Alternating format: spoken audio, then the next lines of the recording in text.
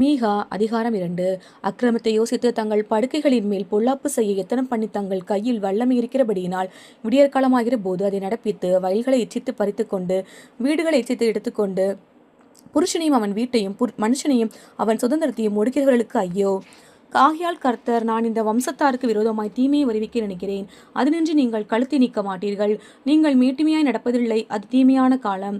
அந்நாளில் உங்கள் பேரில் ஒப்புச்சொல்லி, நாம் முற்றிலும் பாழானோம், நமது ஜனத்தின் சுதந்திரத்தை மாற்றி போட்டார், எண்ணமாய் அதை என்னை விட்டு நீக்கி போட்டார், நமது வயல்களை பிடுங்கி பகிர்ந்து கொடுத்தார் என்று துயரமான புலம்பலாய் புலம்புவார்கள்.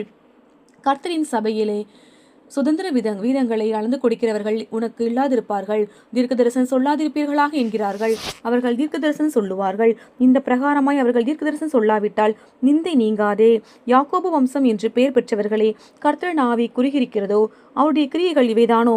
செம்மையாய் நடக்கிறவனுக்கு என் வார்த்தைகள் நன்மை செய்யாதோ?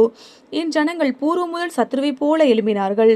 யுத்தத்திலிருந்து திரும்பி வந்து வழியில் அஞ்சாமல் கடந்து போகிறவர்களுடைய மேலங்கியையும் வஸ்திரத்தையும் உரிந்து கொண்டீர்கள்.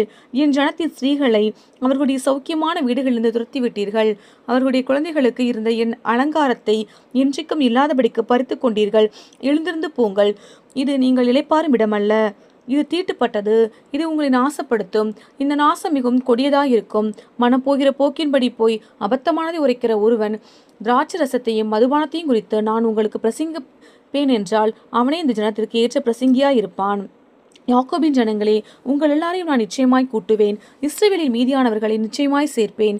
போஸ்ராவின் ஆடுகளைப் போல் அவர்களை ஏக கூட்டமாக்குவேன். தன் தொழுவத்துக்குள்ளே சேர்ந்த மந்தைக்கு சமானமாய் ஜனத்திரளினாலே எரிச்சல் உண்டாகும்.